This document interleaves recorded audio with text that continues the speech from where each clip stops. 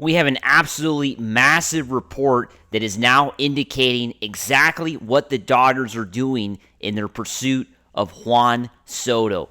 Hey, this is Mike Nelson of Dodgers Digest. Make sure to subscribe to the channel. I want to thank the almost 9% of you, the ones that are watching these videos who've already hit the sub button, but 90% of you have not subscribed yet. Myself and Brad J. will bring you everyday Dodger content. You don't want to miss out. Make sure to hit the sub button. Let's get right into it. We have breaking news from Juan Soto. The Dodgers are not among the teams with scheduled meetings. As we know, Juan Soto has started scheduling meetings with various teams. The San Diego Padres, the New York Yankees, the Mets, the Red Sox, and the Dodgers are not on that list. A major development, to say the least, with Juan Soto, because in the last few weeks, since the World Series has ended, since the Dodgers crowned themselves World Series champions, we have been getting reports that the Dodgers were seriously considering Juan Soto. There was even some reports that the Dodgers and Yankees were both the front runners to sign Juan Soto.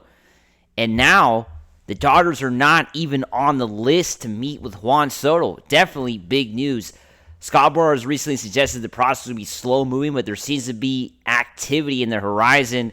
Definitely is activity. Going to be meeting with teams this week. The Toronto Blue Jays are going to be first. One of the first teams Soto is going to meet with. There's also reports that maybe San Diego as well, despite him, of course, no longer being with the team, might give him another chance. And then the Yankees and Mets and Red Sox are, of course, the other three front runners. But it looks like now the Yankees could be the team that, definitely has a chance to sign Soto. So what do you guys think? What do you guys think of the Dodgers not even scheduling an initial meeting with Juan Soto?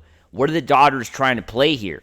Are the Dodgers just trying to feel out the market and see what kind of offers Soto receives in the first round of meetings that he's having this week with various teams and then decide if they want to move forward? Or are the Dodgers completely not interested in Juan Soto altogether? Have they decided that it's not worth the money or the risk, considering they just won the World Series? They have Teoscar Hernández, who had arguably one of the best seasons in recent memory for a Dodgers outfielder, and they don't want to risk that. And there's obviously some other young players they have coming up. They don't want to completely discard of James Outman. They still have some belief in him.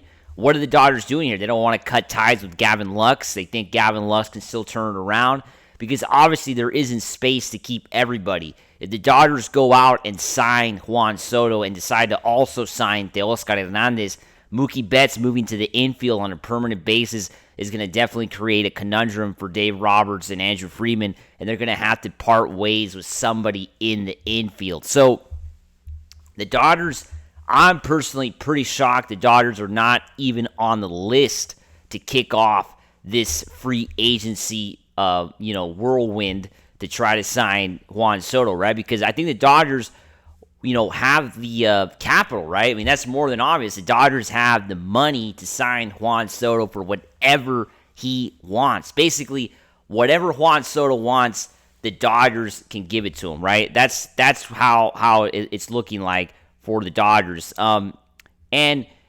Looking at this report also, this is also from DodgerBlue.com. This is where this information is coming from. It just broke a couple hours ago. The two favorites in the Soto Derby got to be, of course, the New York Mets and the New York Yankees. And that doesn't come as too much of a surprise. As we know, there was reports of Juan Soto preferring to stay on an East Coast team.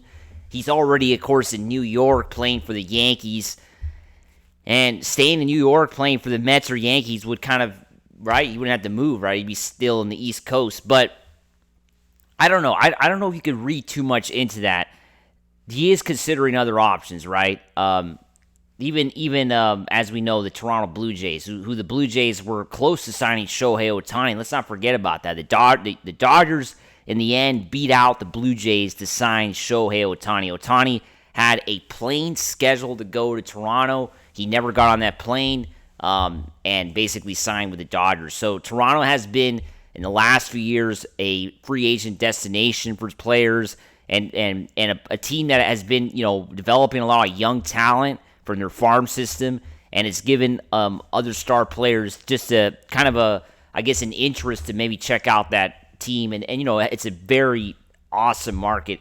I got a chance last year to go to the stadium out there in Toronto to go check out a Blue Jays game, and the fan base is absolutely amazing. So maybe Juan Soto wants to go into that sort of environment, a more positive team environment, because we know the Yankees, it can get negative for sure, especially coming off a World Series choke job.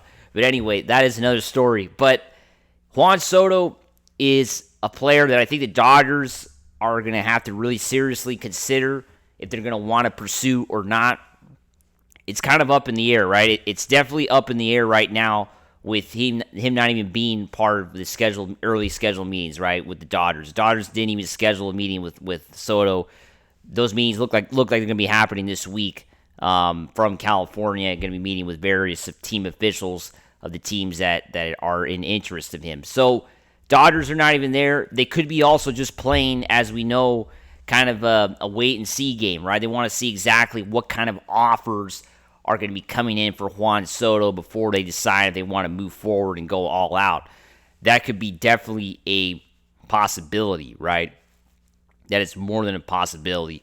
But the reality is, I think the Dodgers are going to have to make some sort of movement for Juan Soto soon if they're going to want to be part of this, right? Because it's unlikely that Soto doesn't get closer to a decision before the month's over, right? I really doubt that this is going to stretch out into December. It looks like Soto wants to get this done, him and his agent, and maybe even get it done before Thanksgiving, right? If he's already meeting with teams now, it looks like a decision or just an idea of which way he's going to go is going to come soon. There's probably going to be multiple meetings, right, with these teams. I doubt this is the only meeting he's going to have with the Yankees or Mets or Red Sox, San Diego, Toronto. He's going to meet with these guys on multiple occasions. So the Dodgers have to get in that first meeting, soon. They're gonna have to get. It's kind of like a job interview, right? I mean, you got to get that first interview, or you're not going to ever get to the second interview, right? And I think the Dodgers are aware of that. They could be just trying to see, the Toronto meeting, I think, is going to happen pretty soon. So maybe they get an idea of what kind of offer Soto initially gets, and then kind of base their decision around that. If they're going to want to pursue Soto and kind of steal Soto away from these teams. I think that's what the Dodgers are mainly going to do. It's kind of hard to believe because the Dodgers really have so much money to do that. They could just steal any star away and, basically get him on their team, right? Because that's the kind of capital the Dodgers have. So, do the Dodgers do it? What do you guys think? Do the Dodgers just wait and see, or are they totally off the Juan Soto pursuit? Comment below. As always, make sure to subscribe. Let's go Dodgers.